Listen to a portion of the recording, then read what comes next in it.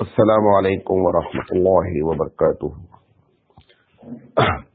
الحمد للہ رب العالمین والعاقبۃ للمتقین والصلاۃ والسلام علی رسولہ الکریم۔ محترم حضرات، ہم منیات اسلام کے نام سے آپ سے لگاتار گفتگو کر رہے ہیں اور آج اس کا سیریل نمبر 107 ہے۔ ہم بات کر رہے ہیں کہ قرآن مجید میں کیا چیزیں منع کی گئی ہیں۔ پروردگار عالم ارشاد فرماتا ہے کہ وَلَا تَنَازَعُوا فَتَفْشَلُوا وَتَذْهَبَ رِيحُكُمْ، کہ لوگوں آپس میں جھگڑا نہیں کرو، آپس میں اختلاف نہیں کرو۔ اگر آپس میں تم نے اختلاف کیا تو تمہاری ہوا اکھڑ جائے گی۔ مطلب کیا ہے کہ اگر مسلمان متحد ہو کر اس دنیا میں نہیں رہیں گے تو دوسرے لوگوں کی نگاہوں میں آپ کی کوئی حیثیت نہیں ٹھہرے گی۔ اس وقت پوری دنیا میں 115 کروڑ مسلمان ہیں۔ کتنے؟ 115 کروڑ۔ 115 کروڑ عیسائی کے بعد اگر کوئی اس دنیا میں نمبر کے لحاظ سے ہے تو مسلمان ہے، سیکنڈ نمبر پہ۔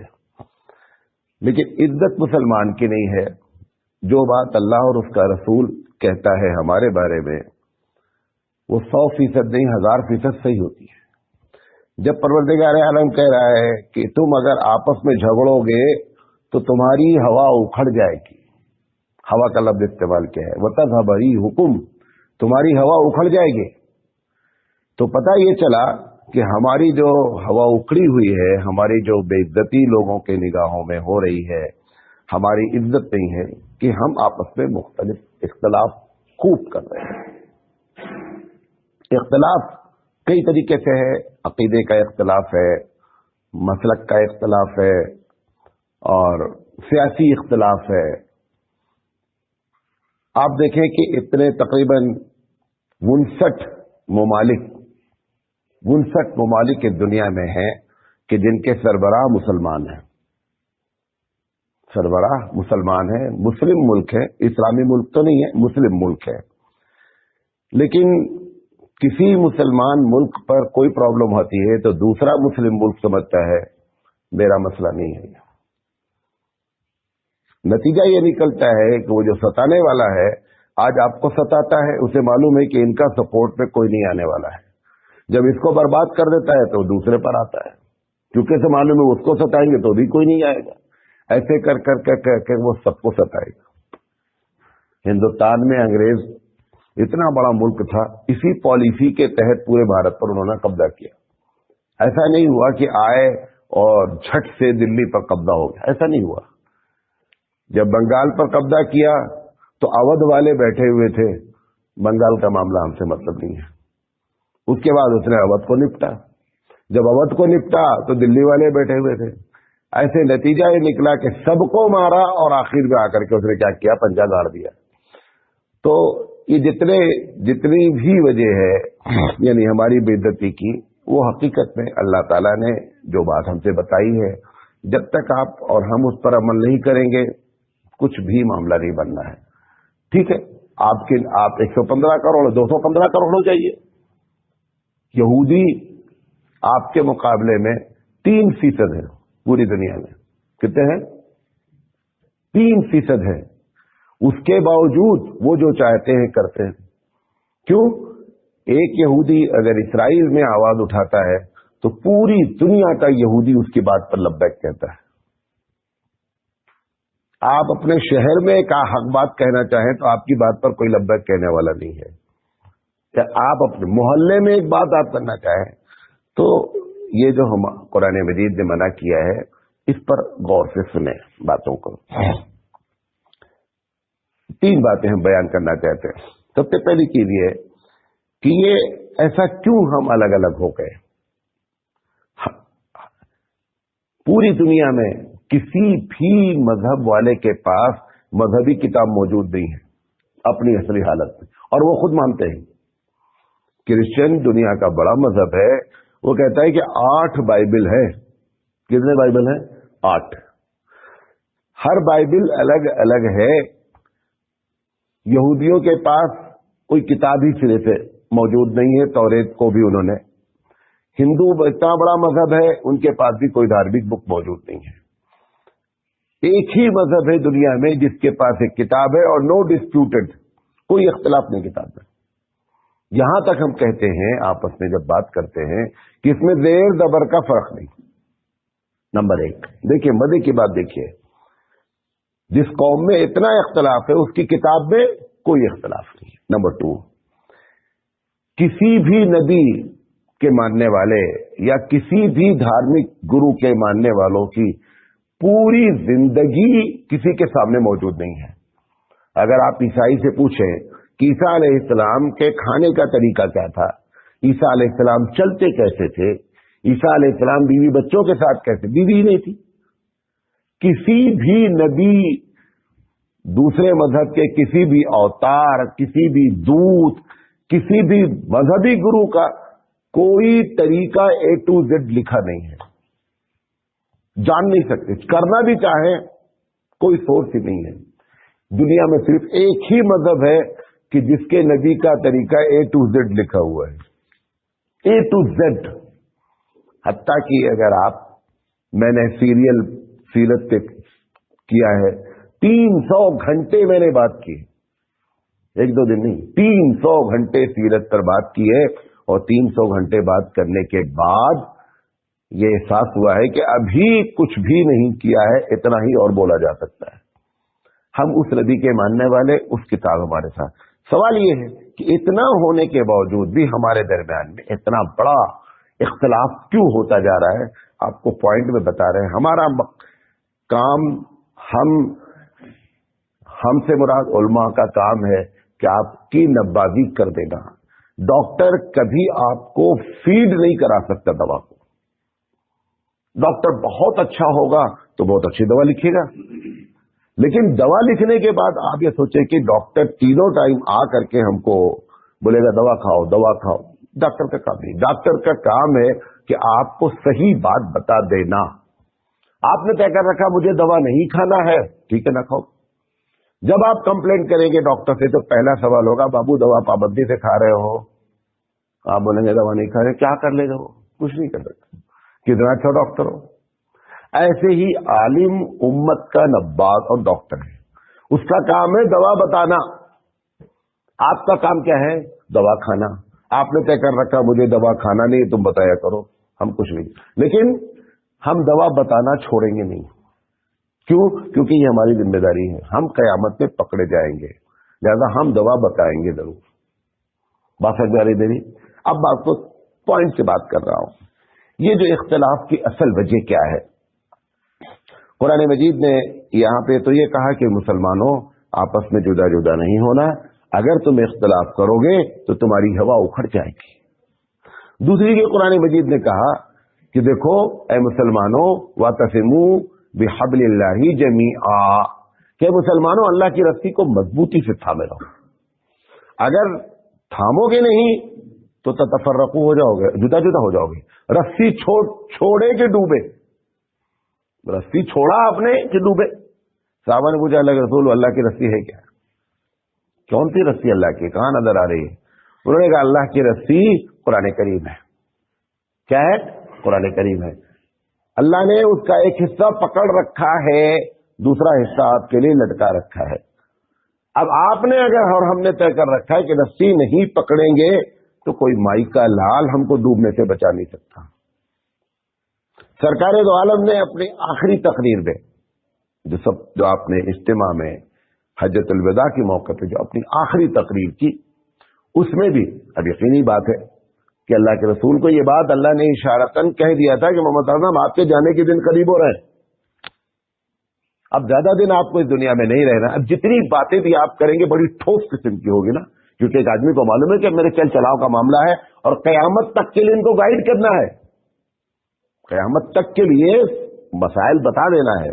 آپ نے فرمایا کہ لوگوں میں تو اس دنیا سے جا رہا ہوں، ترکت فیکم امرین، لیکن میں 2 چیزیں چھوڑ جا رہا ہوں. لن تضلوا، کبھی بھی گمراہ نہیں ہو سکتے. لن جب لن کا لفظ استعمال کر دیتا ہے قرآن عربی زبان تو اس کے معنی سے ہرگز ہرگز نہیں. لن تضلوا. پھر آپ نے اصول بیان کر دیا. ما تمسکتم بہ ما کتاب اللہ و سنتی. جب تک تم اللہ کی کتاب کو اور میرے طریقے کے پکڑے رہو گے گمراہ نہیں ہو گئے. تو پتہ کیا چلا؟ ہم اگر غلط ہیں، ہم اگر اختلاف کر رہے ہیں، ہم جدا جدا ہیں، تو یہ دونوں چیزیں ہوئی ہیں. پہلی چیز کیا؟ رسی چھوٹی ہے. دوسری چیز کیا ہے؟ طریقہ رسول چھوٹا ہے. خود اس میں اب کوئی اس میں بہت زیادہ بدھی لگانے کی ضرورت نہیں ہے، خود یہ بات سمجھ میں آ رہی ہے. تو ایک وجہ کیا ہے کہ اللہ کی رسی آپ کے ہمارے ہاتھ سے چھوٹ چکی ہے. اللہ کی رسی آپ بولیں گے میں تو مولانا صاحب وہ قرآن کو بہت مانتا ہوں، گھر میں اونچی جگہ پہ رکھ دیتا ہوں، کبھی پیر اس کی طرف نہیں کرتا ہوں. اگر ابھی کوئی کرسی پہ بیٹھ جائے اور ہم یہاں بیٹھے رہے تو ایسے اٹھا کر کے اس کا احترام کرتے ہیں، ارے قرآن نیچے نہیں ہونا. یہ سب قرآن کا ظاہری ادب ہے، اچھی چیز ہے، بری نہیں ہے. قرآن کا اصل ادب کیا ہے؟ اس میں لکھا کیا ہے بابو؟ مانتے کتنا یہ بتا دو. کتنا جو لکھا ہے وہ مانتے ہو تو اصل ادب کر رہے ہو. یہ سب آپ کا جو ادب ہے نا، یہ سب دکھاوا ہے. ہم کو بیوقوف، دنیا والوں کو بیوقوف بنا رہے ہیں ہم کہ ہم اس کتاب کو بہت مانتے ہیں. اس کتاب کو ماننے کا صحابہ کیا کرتے تھے؟ ایک آیت بھی احکام کی نازل ہو جاتی تھی تو اس پر عمل ہوتا تھا. جس دن پہلے دن آیت نازل ہوئی کہ اے عورتوں حجاب اختیار کرو، اے مومن عورتوں پردہ کرو. کچھ عورتیں بازار میں ادھر ادھر گلیوں میں تھیں، کان میں آواز ڈال دی گئی کہ پردے کی آیت نازل ہو گئی ہے. کیا ہو گیا ہے؟ پردے کی آیت نازل ہو گئی ہے. جیسے ہی ان کو یہ بتایا گیا دیوار سے چپک کر کھڑی ہو گئی اور گھر سے بولے جاؤ چادر لے کر کے آ جاؤ پھر جائیں گے. ایسے عمل کیا تھا تو اللہ نے ایسے اٹھا کر کے دنیا والوں کے سامنے بتا دیا کہ دیکھ دنیا والے، دیکھ اگر اس کتاب پر عمل کرتے تو میں عزت کس طرح سے بخشتا ہوں. شراب جس دن شراب کے بارے میں حکم آیا ہے، جس دن آیا ہے کہ آج سے شراب حرام ہے، فاجتنبوہ انہ رجس من عمل الشیطان، جیسے ہی آئی اور صحابہ نے اعلان کیا گلیوں میں، خدا کی قسم کھا کے کہتا ہوں صحیح حدیث صحیح تاریخ موجود ہے کہ جس نے گلاس کو منہ پہ لگا رکھا تھا اور پیکڑ تھا، بغیر شراب کے دن نہیں گزرتا تھا، جیسے ہی قرآن کی آیت سنی ہے گلاس وہاں چھوڑ دیا، گھونٹ اندر نہیں گیا، اور جتنے مٹکے بنے رکھے تھے گھروں میں پھینک دیے گئے. روایت میں آتا ہے کہ مدینے کی گلی میں اس دن پانی کے بجائے شراب بہ رہی تھی. کیا بہ رہی تھی؟ شراب بہ رہی تھی. 1 منٹ لیٹ نہیں کیا گیا ہے، 1 منٹ آ گئی تو آ گئی. تیسری بات دے رہا ہوں، اللہ کے رسول صلی اللہ علیہ وسلم کی بڑی تمنا تھی کہ ہم بیت اللہ کی طرف منہ کر کے نماز پڑھیں. اللہ کا حکم تھا کہ محمد صلی اللہ علیہ وسلم بیت المقدس کی طرف منہ کر کے نماز پڑھا جاتا. پورے مکے 13 سال تک اللہ کے رسول مکے بیت المقدس کی طرف منہ کر کے نماز پڑھے. مدینہ آئے 16 مہینے تک بار بار اللہ کے رسول صلی اللہ علیہ وسلم اپنے دل میں چاہتے تھے کہ کاش جبریل لا کر کے بتا دیں کہ پروردگار عالم نے حکم کر دیا ہے کہ محمد صلی اللہ علیہ وسلم اب آپ کا قبلہ چینج ہو گیا ہے. 16 مہینے کے بعد ایک دن حکم آیا کہ محمد صلی اللہ علیہ وسلم آج سے نماز کا وقت، نماز کا قبلہ چینج. خیر اللہ کے رسول نے اسی دن سے نماز. ابھی یہ ٹائم جو تھا غالباً ظہر کا یا عصر کا ٹائم تھا، ایک صحابی یہاں نماز پڑھے قبلے کی طرف، اور پڑھ کر کے دور محلے میں گئے تو وہاں پہ پتا چلا کہ لوگوں کو ابھی یہ آیت نہیں پہنچی ہے کہ قبلہ چینج ہو گیا ہے. انہوں نے کیا کیا؟ وہ نماز پڑھ رہے تھے امام صاحب. ایک بات سنیے، یہ اس مذہب کے ہم ماننے والے ہیں. صحابی نے وہاں پر جا کر کے کہہ دیا قبلہ بدل گیا ہے. ابھی نماز میں سے 2 ہی رکعت ہوئی تھی، 2 رکعت باقی تھی. जैसे ही इमाम ने सुना कि किबला बदल गया है, उसी वक्त किबला 2 रकात पढ़ी गई बैतुल मक़दिस की तरफ और 2 रकात पढ़ी गई बैतुल्लाह की तरफ।